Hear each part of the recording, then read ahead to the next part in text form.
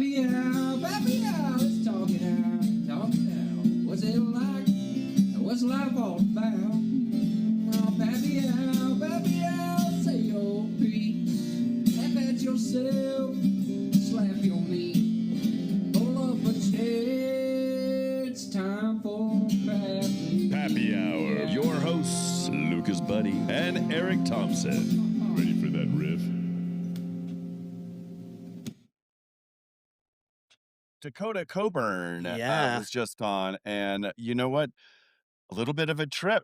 He's got a 15-year-old or nearly 15-year-old son and a 15-month daughter. I mean, both ends of the spectrum, man. Gosh. He's just dealing with the teenage years. He's dealing with the tantrums and all of the toddler stuff going on right now. This is a great episode. Love it. To be able to hear the perspective of someone who is dealing with both of those age gap I think is really great. Yeah, and speaks to, as the kids get older, it's not always about making everything comfortable so that they can understand how to persevere through challenging situations and going from there. This is a really wonderful segment, as I think we started and we just ran and ran and ran. There was no hesitation in any of this conversation. No, it was great. It was Really an easy appreciate it. conversation. Yeah. All So right. you guys enjoyed Dakota. All right. We just jump right in, Yeah, we and do. we just first of all, just thank you for making the long drive over here from across the street. Yeah. That was tough. And it was cool to see you out at the Holiday in the Plaza. Nice to meet you out there. Yeah. And then Happy New Year. New Year. Yeah. The support is awesome. We appreciate it. This is really Yeah. cool.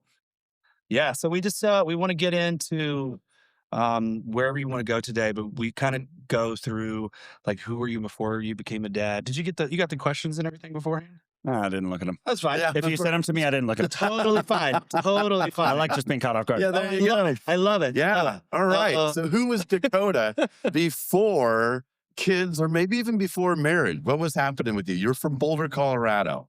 Grew up in Boulder. Actually born in San Francisco, but All right. That's where I was too, or grew up in San Francisco. Gotcha. Sweet. My family's fifth generation Coloradan. So my dad's side has been here for over 120 years. Okay. So I have no memories from San Francisco, except then later in life, I guess we'll get into that. But Yeah.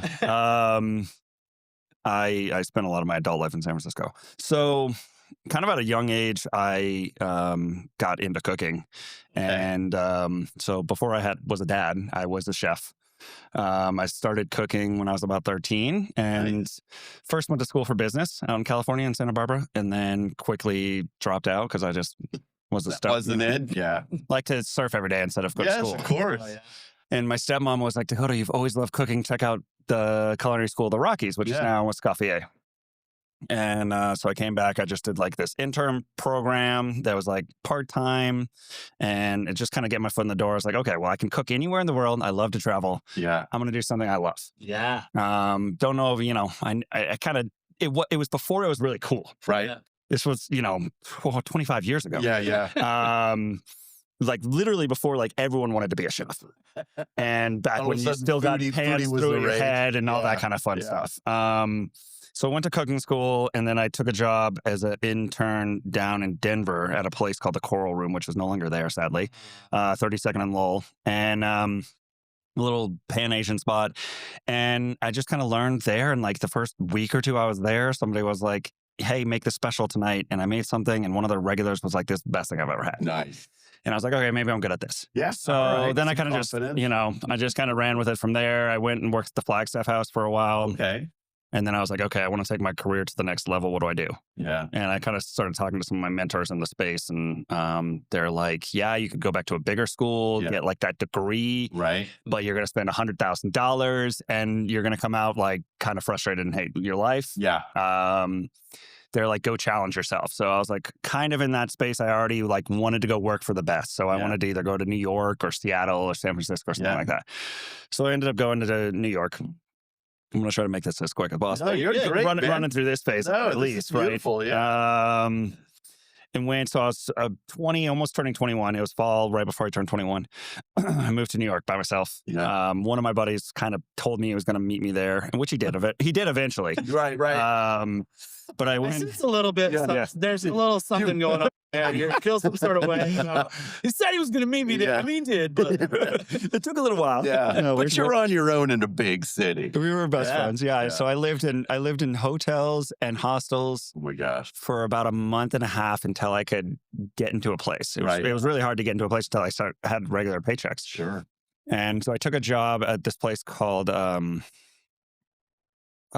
my God, what is it? Oh my God, Aqua Grill? No, whatever, doesn't matter. yeah. It still exists. All right. Okay. Down in Soho, and it was like very high end. Like celebrities were in there every night. Seafood restaurant. Yeah. You know, just like it's not like Michelin star, but like it was very highly regarded back in the day. Back Sure. when Zagat was like, Okay. Yes. I remember Zaga. Yeah. Blast from the okay. That's actually how when I was going to move to New York, I took a trip out there by myself, and You got the Zaga guy. I got the Zagat guide, and Okay. I looked at like top 10 restaurants in each category. Yeah. And I was like, I want to learn seafood. Yeah. And that's kind of like, if you can cook seafood and be really good at it, you're a really good chef. All right. And so I kind of went and staged. If you don't know what that means, it's kind of a working interview. I do. I worked in restaurants for a Okay. little while. I Yeah. staged a couple times. I've eaten it some, so Yeah. I'm sure I've eaten something from a side. You've worked- Basically, you're you've working eaten from a and not station. getting Yeah. paid. Basically, Yeah. He was watching. I mean, I've Kind of- bussed tables and washed dishes. So Okay, all right. hey, I've worked in a you got some restaurant. bread. I do. All right. You know, I was love it. helping the mess that the people made after they enjoyed your meal. That's the most important job. You know what? I told Dishes myself and that too. clearing the tables. Yeah. Super important. Yeah. $10 a day in tips. It was great. I mean, for the time. Yeah. Yeah. You know, it was But, yeah. 1980. It was With inflation, 1986. what is that? I made $3.45 an hour. I got the $10. That would get me a couple of beers after work. I mean, listen. I was 21. I was enjoying. I was playing in a punk rock band. So Hell yeah, yeah. everything. That's the everything life. was fine. That's That's Yeah. the life. That's you the life. finish playing music at 1 a.m. You got to be there at 6 a.m. because you're schlepping eggs. Yeah, come on. Good. Yeah. Good. It was good life. All right. So, anyways, So, you're No, in You're my going. opinion, everyone should work in the restaurant business. I totally agree. 100%. Like kids coming up these days, you get to learn that work ethic. Yeah. Yeah. Yeah. And like you're hustling hard and you kind of make whatever you put into it. Yeah. Yeah. You know, it's that kind of a job. Yeah. If you're a good server, you know, Yeah. I think everyone should wait tables Yeah. to learn I mean, some it's respect. just- And to learn to go, oh, maybe I shouldn't feel so entitled all the time. Yeah. 100%. I don't know. 100. Yeah. Me and my wife, we met in a restaurant, and we're so hard on our son about this. Right. It's like, I don't care if you don't want to work in a restaurant. You might want to do a million other things. He wants to be an NBA basketball player, Yeah. right? Hey, that was It's my like- dream. Man, you got the other half to my amulet. Show me. Let me see. Yeah, exactly. But it's like, dude, you got to go work a couple of years in the restaurant. Yeah, Yeah. You for know, sure. start from the bottom, Yeah. work your way up. Everyone does. Yeah. And Yeah. it's important. I think it's getting lost. You'll I learn a think lot that's about one of those things. yourself Yeah. and other people too. It's a great way to immerse yourself. Yeah. in the And work as a culture of your team. area. And Totally. as a team, yeah. I think it teaches receive so many things. criticism and feedback. Yeah. For sure. And on the fly. For And sure. just like, is How you handle it. as in how to handle it, and like as an NBA player, Yeah. he's got to have that. What is it that what was the soccer show with Ted whatever. Lasso? Yeah, Ted Lasso. Yeah. where he Ted just goes, Lasso. you're a goldfish. Yeah. You don't remember what happened. You go out Yeah. and just make the next play, right? I mean, I think as a dad, sometimes you have to do that. Right. too. It's like, I mean, Yeah. I want to get into your story of Yeah. of the restaurant stuff too, but maybe No, we can I've pivot been- on anything. I've been in this moment with Stella is 20 months, and I mean, how old are your kids? For 15 months and 14 and a half. Okay. All right. Okay. So we're in the same boat in some of the area. And I mean, I would love to hear how you deal with this. Like, she started tantrums recently. Oh, We've God. been through the first cold. Okay. Yeah. I survived that. You did. Survived You that. did. You did well. And now it's tantrums. And I am just, I last night we were making tacos. And I pulled the tray out, and I did great all day you were long. awesome. All day long. I saw you at breakfast. I was doing What a and guy. I pulled the tray out and it fell, and the tacos that I've been waiting on hit the ground and crumbled, No. and I just like not at anybody at the tacos. I Yeah. just screamed Yes. like that is, but that was like inside of me Right. because of what I've been holding in Yes. Yeah. with all this toddler stuff. And I'd love to hear any advice you guys could give on how to Yeah. deal with that kind of energy. Yeah, I feel you. We're starting to deal with tantrums already. Oh, yeah. 15 months, yeah. and I just, I guess my wife and I kind of trade a lot of the Instagram like ideas back and forth from parenting, Yeah. and we're like, and I look at them and then I kind of forget them the next day. Right. But I try to like harness, my energy. I'm like, is she safe? Like, is everything okay? Totally. Is she just gonna sit there and cry? Okay, like she's not hurting herself. No. Like, right. deep breaths. You're okay.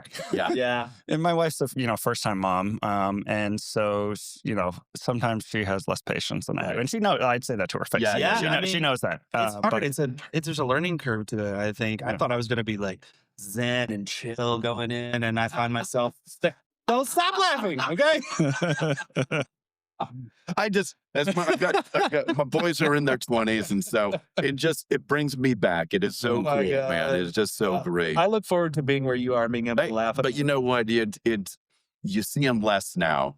When you do, it's very special. Don't give this up in any way. It's gonna go zipping by. I know. But as I told you in previous podcasts, I can just remember Nathan screaming and then just going out my front door because I just remember the words and just leave. Your baby's not going to hurt themselves or be harmed by crying. Yeah. And so I just went outside. And neighbor pulls up, from work, and he goes, "Hey, Eric, how's it going?" And I just go, "Blah!" And I just scream. And I go and I walk back in, and the door opens, and the kid's still screaming. And he goes, "Oh, I get that now." And I understand. for So, sure. yeah, it's just remove yourself from the situation, right? So, So before you got to the tantrums and all this other stuff, you were trying to find a seafood restaurant to work I at. found a spot. And you found a spot. Did you Yeah. find a spot to go to? Oh yeah. So I think, to relate it to what you're asking about, honestly, and being a realtor now, like the time spent in restaurants, especially back then, when. So to put a little preface, and I'm going to kind of skip through a lot of this, but Aqua Grill was voted historically when I started there 2004. Yeah. I think there was like 10 years running. They were voted worst restaurants in New York to work in Manhattan because the chef was just the devil. And he literally, like, I made good friends with the sous chefs, and they told me after, as I was leaving, they were like, "Dakota, we're trained to literally just yell at you guys all day and be as hard as we possibly can." Wait, they're trained? They asked them to do that? Yeah. Why? The head chef just had, I don't know if that's how he was trained. Right. I don't know if he came from some lineage back when that was a thing. I mean, listen, that must have been how my dad was trained. Because that's how that. I mean, back in the day, I guess that's how they did it. Right. So, Wow. Like, we would get the pans thrown at our ankles, and you just got yelled at like constantly. Oh my It was, God. you would work 80 plus hours a week and get paid for 40. Yeah. Like they still would pay us back then shift pay Right. as opposed to hourly. So it was almost like you were signing a contract. You weren't getting a salary. Yeah. You were like, "Hey, we're going to pay you this much per week. And you're expected to do your job regardless." So like a normal shift, maybe for a line cook at night, you would start at 2:00. At this place, we'd have to come in at 10 a.m, like bare minimum to get our stuff done. Right. There was that much on our shoulders. Yeah. Like, it was crazy. yeah. 20 years, it taught me a lot about myself, about the world, a lot. Yeah. But I think on all those years, so I was in the restaurant business for 20 years. Went from, the bottom to my very first job actually was 15 in the restaurant business, at least, at Turley's. Oh, back yeah, when yeah, It used to be on Arapahoe. Yeah, sure. Way long time ago. And Who's still around? No, it's it then moved over by Whole Foods, and now it's gone. Yeah. It was like a staple in the community. Right, it was, for forever. sure, My dad for was sure. good friends with Mr. Turley. Yeah. And so I got a job there at 15, even though I had no experience. Yeah. I bussed tables for about 2 months. I hated the hell out of it. And I was Right. like, I'm never doing restaurant business. Right. Forget Yeah. this. I hated it so much. Because you weren't making the food. I wasn't making any money. I was cleaning tables. I was getting yelled at. I always did the things wrong. It was horrible. I hated it so much. Sounds like And you were nothing changed in New too, York. So, Yeah. I mean, at 15, don't we all kind of hate everything? Yeah. Oh, for sure. Yeah. I was like, I don't want to work. I want to go hang out with my friends. Totally. But yeah. Yeah. Look at basketball, man. Yeah, for sure. No, I went and worked at fun Gateway Park, whatever it's Oh called. yeah, North Goofy Golden. golf, sure. Yeah, I did that for 4 years. It was great. That was a fun summer job. Mhm. Cute girls, like we Totally. just hung out. You got just like, high, hey, maybe. don't Who worry cares? about it. Yeah. Here's the paintball for you. Exactly. Play for free. Exactly. But like, so the 20 years in the restaurant business, I think taught me so much about just being cool under pressure. Yeah. And then like just really good life lessons, Yeah. but like handling tantrums and like handling the stress of whatever is happening with the kid in parenting and everything, like even with the old one, like you're teaching them that resilience. Yeah. And like, I would kind of ask you, as you were saying that, now I feel very in it, but before Gemma was born, I don't remember what my 14-year-old's tantrums were like. I don't remember, like it, even like a couple years after, like by the time he was 6 or 7, I was like, oh, our kid was great. He never cried because I don't remember it. Right. One, I was in the restaurant all the time and so I was working. My ex was like, no, he cried a lot. I'm like, really? I don't remember it. Because when I was around, he wasn't. Totally. I'd get the best parts. I'd get like early in the morning, he was awesome. Late at night, he was going to sleep, like good no problems, right? I was never around. And that's partly why I got out of the restaurant business. But like, it just taught me so much. And that's another reason, like handling that resilience and like, especially a really busy restaurant. Yeah. Or anything. Like there's other jobs I think that would prepare you the same way. I'm not saying restaurants end all be all, but like the work ethic. Yeah. Handling like stress under pressure and like anything that you can have a job where you learn that at a young age, I think is just teaches you so many incredible life lessons. 100%. I think with the tantrum thing is then all of a sudden they kind of stop doing it on the regular basis. And that's when a lot of families have that second or third kid because they forget. Yeah. And it's a trap, man. It's a trap. It's a trap. It's a trap. Because now they're doing just a little bit. Yeah, exactly. We've had a couple. We had, what was it, Aaron on a few months ago. And he was just like, when people ask me, what do you recommend about parenting? It was just like, don't do it. Don't do it. It's overwhelming. But, and he loves his kids. Kind of like marriage. Like, totally. Dig it. I mean, listen, it's the idea of the thing is often easier to deal with than the actual thing itself. Like the idea of being a parent, like being a dad, is beautiful, and also the experience is beautiful, but it is work. Yeah, for sure. It's hard, just like a marriage, any kind of relationship. Right. I mean, for sure, it's just hard work. It's hard work. So you've gone from the restaurant, you're now into real estate. There's a reason for probably moving that way, but you've got a 14-year-old. And soon to be 15-year-old and a 15-month-old. Wow. I mean, you're dealing with the teens and somebody who's brand new to life. Yeah. And having to remember, in a sense, I would even say that your 15-month-old, as you said, is kind of like, this is actually parenting, whereas you were so busy before that maybe you weren't as engulfed in it and going, oh man, so I don't remember it being this way, right? Sure. Oh my gosh. So what was it when you learned that your 14-year-old your wife was pregnant at that time? What was that feeling? Where were you at in your brain at that moment? So when we met, I really didn't want to have kids. I was single. I was like seeing the light at the end of the tunnel with my son. Yeah. I'm like, I'm going to be an empty nester and I'm single. I'm going to go move to Costa Rica. Yeah. I had a whole 8-year plan. It was great. It was like awesome. And my wife and I almost didn't pursue things further because she was young. She's 10 years younger than me. Yeah. And she's like, well, I'm still young. I still think I want to maybe have kids. Yeah. Maybe I could skip that because I like you a lot. Yeah. Yeah. That helps. Yeah. That is a bonus. And so I was like, okay, I'll leave the conversation open. it's not a hard no for me. Sure. But so then we just kind of got into it. And then I was like, you know what? I'm okay with having another or two maybe because I didn't really get to experience my son when he was little. Right. The first 5 or 7 years, up until he was 7 is when I started getting out of the restaurant business. Right.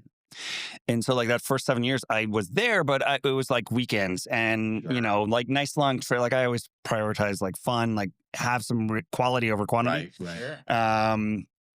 But still I miss like those incredible moments like throughout the day. And so Gemma's first year, my wife was in the office and I was a realtor and we were out in New Hampshire. I was very successful. And so I was able to take her everywhere with me. Yeah. We still had a nanny a couple days a week so I could get some work done. Yeah. But I still was like full-time dad. Yeah. Pretty much. And work from home, like just she was always with me, and it was amazing. And all my clients fucking loved her. It was incredible. Right. That's perfect. But like being in the trenches every day is so different, and I love it so much. And so like when we were trying to get she wasn't an accident. Yeah. My first one was very much an accident. Oh, okay. And yeah, Camden. Do you remember back that far of like the accident? Yeah, I mean, yeah. Like, for sure. Yeah, like where were you in that space? What was When it all of like a sudden- whenever she was like, "Oh, hey, you're going to be a dad." What was that feeling like for you? Yeah, so that time around was definitely different. I mean, one, you're younger, when you're 20, you're never ready until you're ready. Right. So, yeah. Right? Like, especially as a first-time parent. Yeah. I think as second one, it's different. Yeah. But as a first-time parent, you're never ready till you're ready. And I was 27. She was, 2 years older, 29. And we were very focused on saving up to travel around the world. Sure.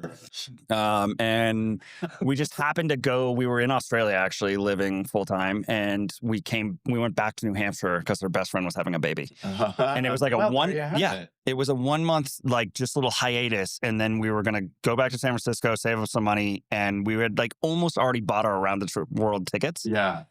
And then 2 days before we were leaving to San Francisco. And so we had already made a plan. We had gotten jobs back in San Francisco. We were going to do 6 months in San Francisco and then leave. Then go. Because we had a cheap place to stay. We had great jobs. Wow. And then 2 days before we left, we found out. And it was just like, oh, yeah. Okay, well, I guess we're changing our life. Yes. We're going to pivot hard pivot. I need to get a much better job that pays a lot more. I need to like take my career to the next level. Right. And so then I really I went from that mindset of just like an everyday employee to like, I need to get into some management, some leadership, and kind of that journey started real hard there. Even though I had already had some leadership experience in the restaurant business, but I didn't take it as serious. Yeah.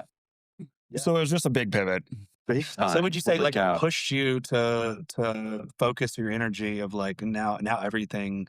I mean, that there was a transformation there. Everything changed at that. For sure. Right. Yeah. For sure. 100%. I mean, I think my ex before her had left me mostly just because I was wild and irresponsible. Right. Yeah. Yeah. Like irresponsible with money. I just wanted to like be that young line cook and party all the time and not great with my money and all that kind of stuff. And so it just pushed me to like be like, okay, I need to take this for real and provide a great life for my son. And that's impressive. There can be times where you're just going, man, if that hadn't happened, I would be here. There would always be those moments. I can remember that even just going, oh gosh, if we didn't have kids, we'd actually have some money. We would have time. We would have so few responsibilities. But yeah, I love the boys, and they're such good kids. But I mean, that's an interesting point that you bring up, though, that like there is that kind of dissonance of like, you can hold space for both of those. Right. It's not just because I'm like maybe mourning the things that I could have done doesn't mean that I also don't fully love this kid. Yeah. Oh, for sure. Right.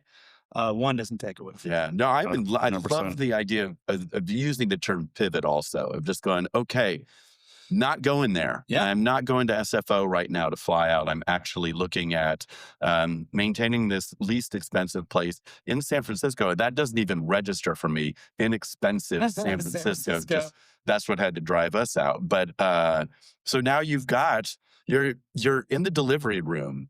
Take us through that? Yeah. With your son. Yeah, we had an awesome time living in San Francisco, being pregnant, like, cause you just walk everywhere.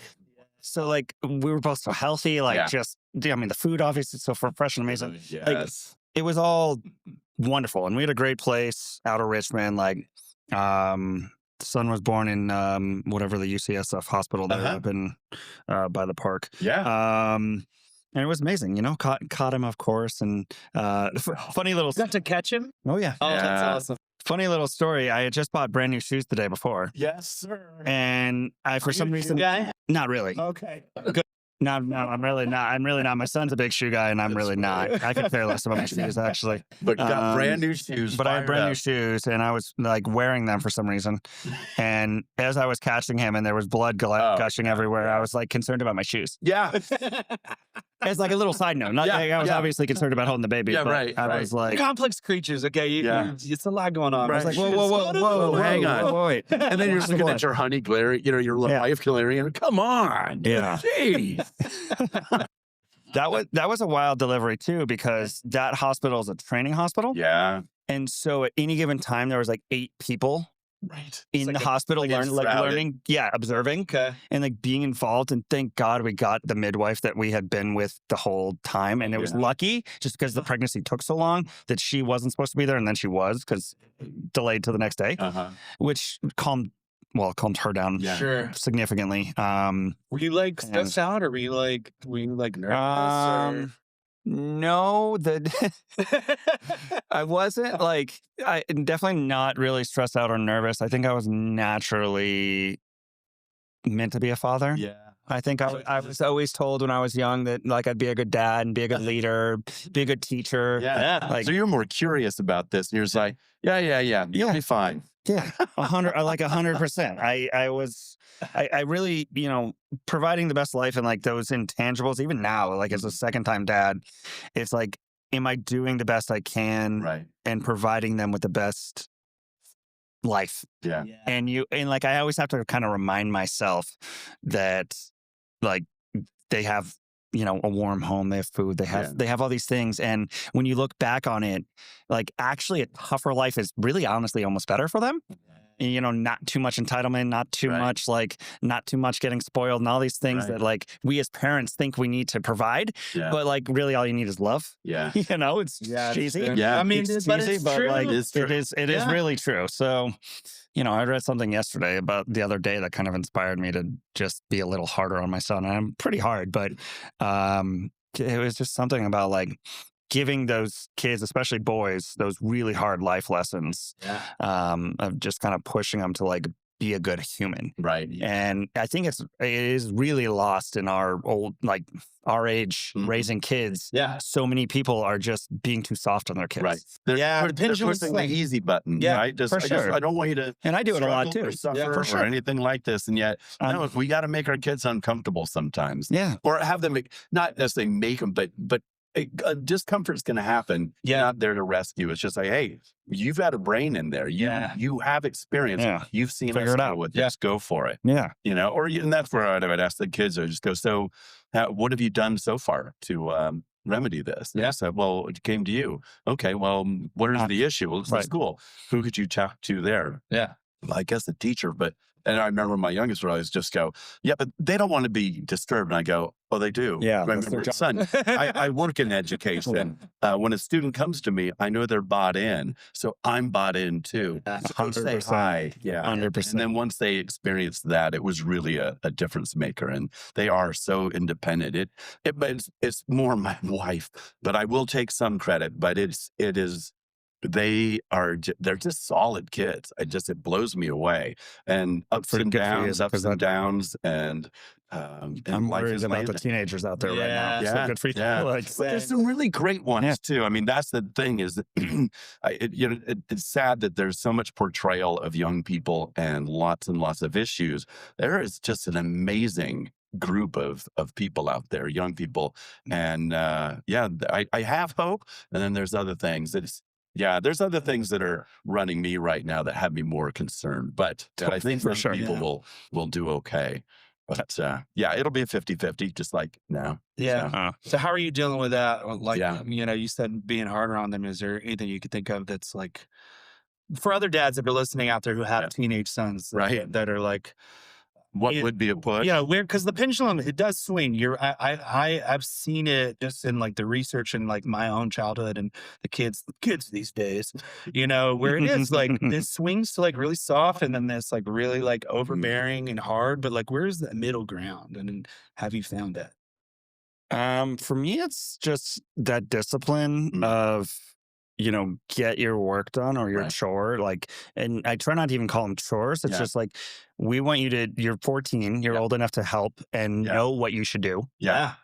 And if we give you a list of expectations of here's how you are involved in the house, we Yeah. just expect this from you. Totally. I'm not giving you an allowance. I'll pay for I'll take care of you. Sure. I'll give you money when you need I money. love that. Yeah. But it's more just the setting of that discipline, and then reminding myself sometimes, like if I see him on the couch playing video games and it's a lazy Saturday afternoon, fine. Like, Yeah. Sure. have your, Right. but it's still like, I know he wants to do other things. I know he's going to ask me things at some point.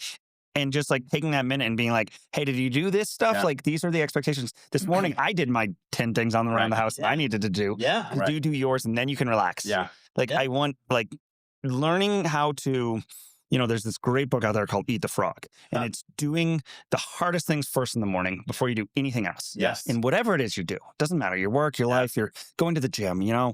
And so that's where I just remind myself of like, I can still be hard, but like, it's not that hard. Right. Like, go clean up the poop. Yeah. Yeah. Empty the dishwasher, clean up your room, and then play all the video games you want, because I don't care. It's a Saturday. Yeah. Yeah. And is your homework done? Yeah. That's it. Like just making sure those simple things are right. Take care of your stuff. Right. Well, then, but what I love about that too is, I think from a parenting standpoint, is you have to be explicit. These are the expected things that we are looking for from you, and list them out, like you say, and no gray area, and don't make them guess what it is, because then that's confusing and then builds resentment. And then I'm not sure, why are you yelling at me or telling me to do this? I don't know what you want. So being explicit is massive, because then there's nothing to argue with. There's nothing to hide behind. Was it done or not? You said do this. I didn't do this. Yeah. When you're finished, I guess you'll go see your friends. Yeah. Yeah. I know the game starts in an hour and you've got tickets.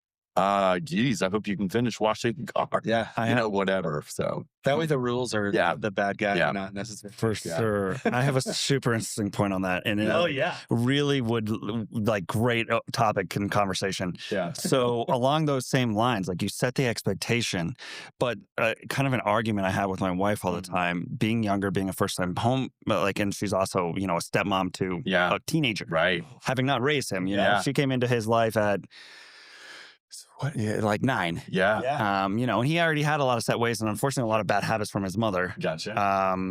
And so when he's not doing something that's an expectation, so to speak, I'm like, did you show him?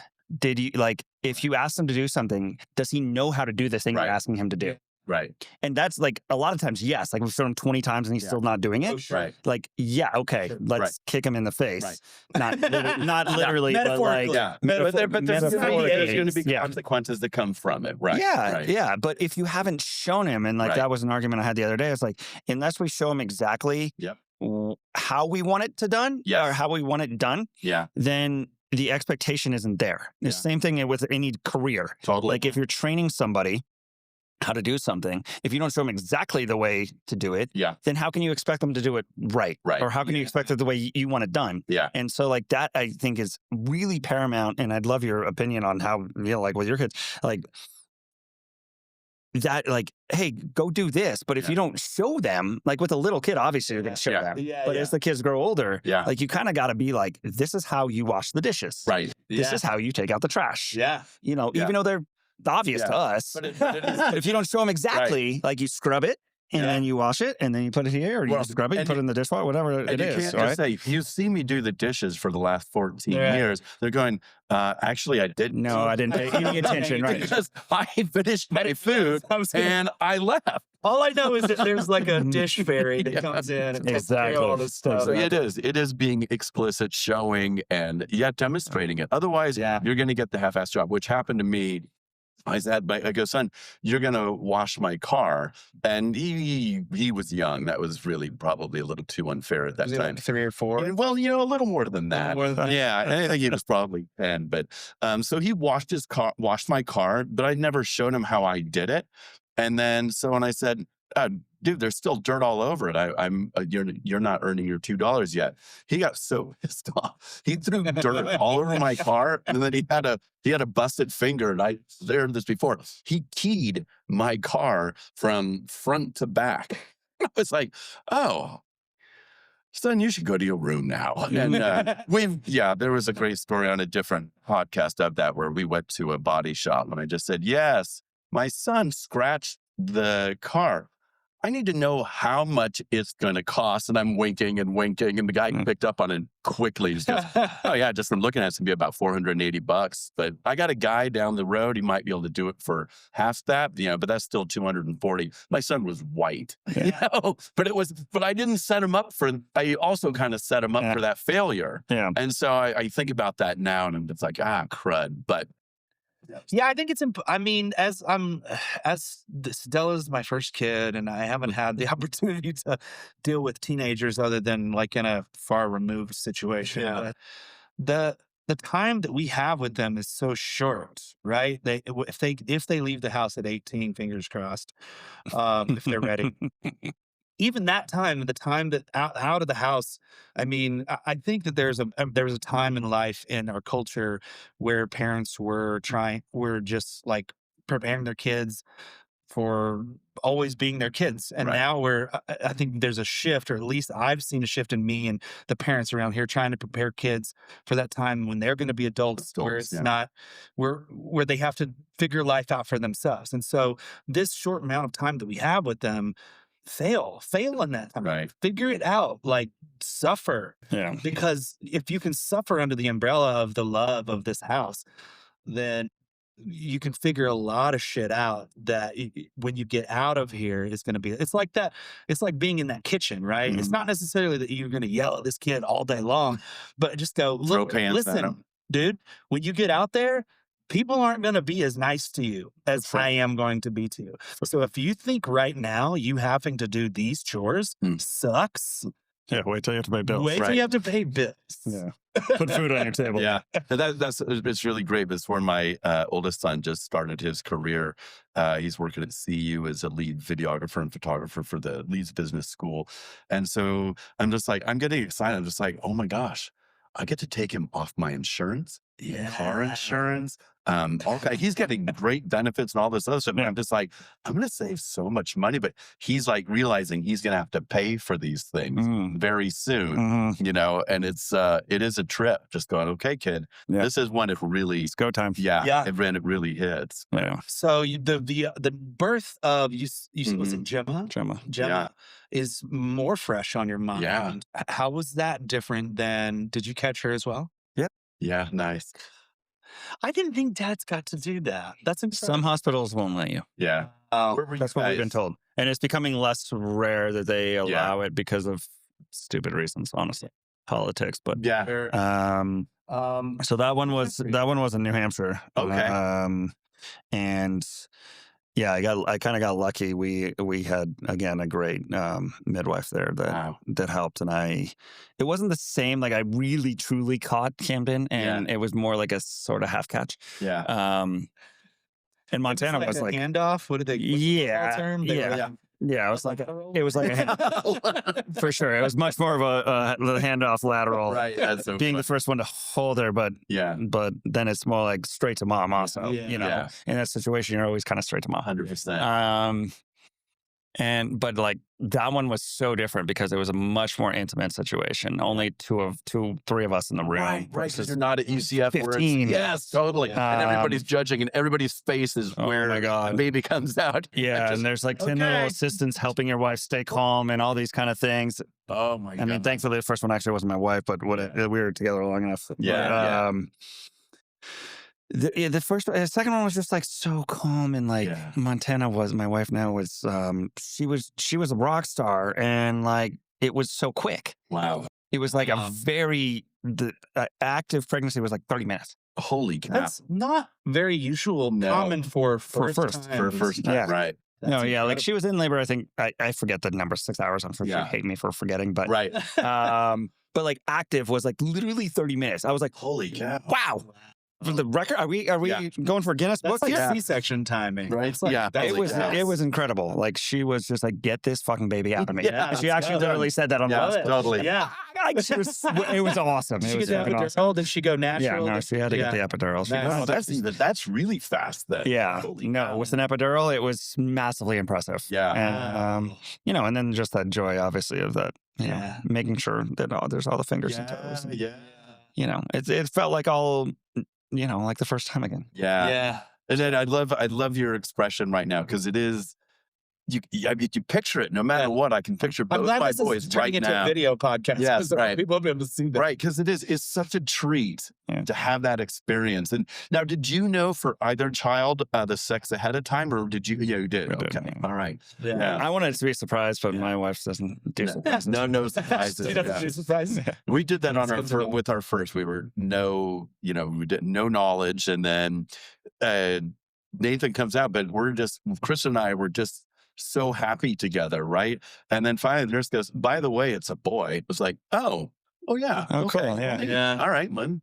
We've Yeah. got a name for him. Yeah. I mean, it just didn't matter, right? It Right. just was such it's like, this is incredible. So Yeah. it was a trip. It's cool. Yeah, we wanted to, or I mean, like she very much wanted to decorate the nursery and like Yeah. do all those things. And so like color schemes and all that Yeah. kind of stuff was important. And Yeah. it was fun. Yeah, Yeah. far out. All right. Yeah. So now you're also dealing like with executive functioning skills. It's so funny when you get a teenager, they have been building executive functioning skills, targeting important things for quite some time. And all of a sudden teenage hits and all of those skills, all that thinking that had gone on, their time management, their thoughtfulness, all drops out the window. So now you've got like 2 kids again that need help with guidance and remembering things. I mean, you got 14, you've got Small who's not even able to talk, and maybe the 14-year-old doesn't even like to talk. I mean, what are you experiencing on a daily of, I've got to have this serious conversation with you. I've got to just coo with you. Mm-hmm. Yeah, it's interesting. I mean, and like having somebody that's so devoted to one thing, Yeah. like not every teenager is created equal. I mean, they're all Yeah. different. They're all Yeah, different, but 100%. I think there is kind of a normal mold for a teenager. And it's Yeah. like, wow, I hate school. Yeah. I'm going. I have no idea what I want to do with my life. Sure. I'm just going through the motions. Yeah. And he's so dedicated to being an NBA player that Yeah. like all of our conversations, like we have to like encourage him to talk about anything besides basketball, Right. which is exhausting. So remember that. I so remember that time in my life. Game over. All I Yeah. could do was play basketball. Yeah, it's really exhausting. And I've never been that singularly focused on anything. Maybe as a Yeah. chef, a Right. little bit, but my dad always taught me like be kind of a master of all, or Yeah. jack of all trades and a master of none. Yeah. Yeah, so like I play all the sports, you Right. know, and I'm decent at all of them, Yeah. but not a master at any of them. Had I Right. committed to one of them, maybe I would have been really maybe, good. I'm right. very athletic, Yeah. but Yeah. like so the conversations with him are so different than what they were 3 years ago. He Sure. just got into basketball 2 years ago. Yeah. And he was like into tech and building robots Right. and like going to MIT and Stanford and like that was his goal in life. And now it's like, I want to go to 1 year of college and get to the NBA. I'm Yeah. like, bro, put some like perspective in Yeah. life. Like Breaks. it's really unlikely. Yeah. Like one in lot, one in yeah. millions. Yeah. Has that route to the If NBA. it happens for you, great. Yeah. Like I don't know if I put my eggs all Right. in that. Don't put your eggs all in that basket, right? That focus of, hey, double it up. Still Yeah. stay in with robotics with that dream of going Yeah. to a really great school because, injuries happen, dreams sure. don't happen. Sometimes your passion changes, but man, you get that diploma and you're making the same amount of money out of university. Right. And those are different things. Well, so. you're not making NBA money, but yeah. Maybe in tech, you might, yeah. Not quite that, yeah. The money Pretty in debatable. NBA. is The money in the NBA right now ridiculous. is stupid. So But- yeah. It's I stupid. like even what they're getting paid in college now, like Right. NIL money Oh, to me it's- right now is like I love it because it's making people stay in college longer. This is a Yeah. total tangent, but But there's to me, dad's talking about dads. now we're on sports talk, and what we're bringing up is, but the NIL, the thing that drives me crazy is now there's no allegiance to a school, and that disappoints me. but they're paying 18-year-olds millions of dollars. Billions. That's my problem. Even before high school, Like I people think getting it's great to pay them, yeah. but the kind of money they're paying them to me that is could ruin someone. Yeah. At Oh, 18, it not right. does. It's you not remember right. what your brain was like at 18 years old? If someone gave you $1 million fucking dollars. It would have gone Give me right. $10,000. I I would have been. I would have been in like a crack den at some point. Yeah. I've just been Totally. totally ruined. Somebody Yeah. give me $100 to Yeah. spend that night. It's just over with. So Forget it. that's Oh my God. funny. You get that $5,000 tax reimbursement in the spring, and Right. oh, I'm going to party with all my friends. Totally. So thinking of our time, now, as you said, you've got more time to be with the kids, but especially with Gemma, your youngest. What are you taking advantage of right now with that? I think just like enjoying the moment, Yeah. really. My wife always, we really always all talk about it, like that work-life balance. And it's hard. Like as a realtor, you're working nonstop all the time. There's not really days off, and if you want to make money. Yeah. 100%. Especially like starting all over in Colorado has been very challenging.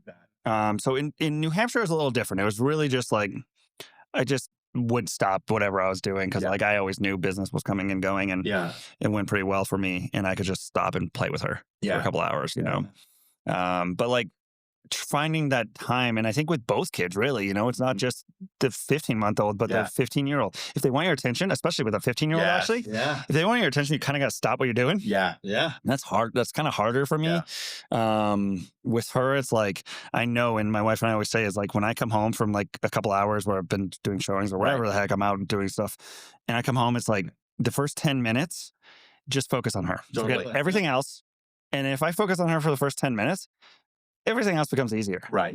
She kind of like then just settles back in. Yeah. But she like so unbelievably loves when I walk in the door. Right. She's very much a daddy's girl. It's amazing. And the fact that I got to spend like nonstop time with her first year, like she's way more attached to me than mom. Right. And at first that was hard for her. Now she's kind of just figured out that that's the space, and it'll change. Eventually, for sure. She's going to eventually become way more attached to mom. Yeah. There's waves with kids, with any kid. It's kind of who's spending time with them and whatever. There's a lot of intangibles there, but it's just kind of taking that minute when they want to spend time with you. You stop and spend time with them. I do 2 days a week in the morning. We wake up at 5 and go play basketball for an hour and a half before school. Yeah. That's kind of like my special time with my son, where we get that one-on-one time. Totally. That's fantastic. There's good days and bad days. And it lets him know that you also, you support his passion, right? Which is massive.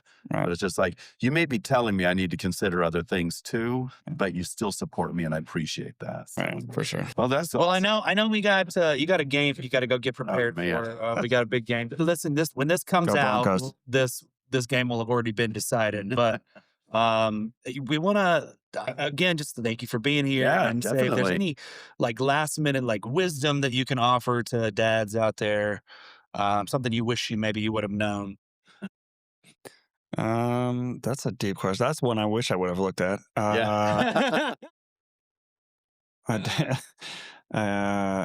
No, like I just think kind of what I just said. I think like just kind of taking that minute to like, if your kid wants your attention, just stop what you're doing. Like give them 5-10 minutes or a half an hour. And I think really kind of harnessing that over the last couple of years and like having that opportunity to be a dad again has really taught me to kind of slow down a lot. And again, but for me, it's always quality over quantity.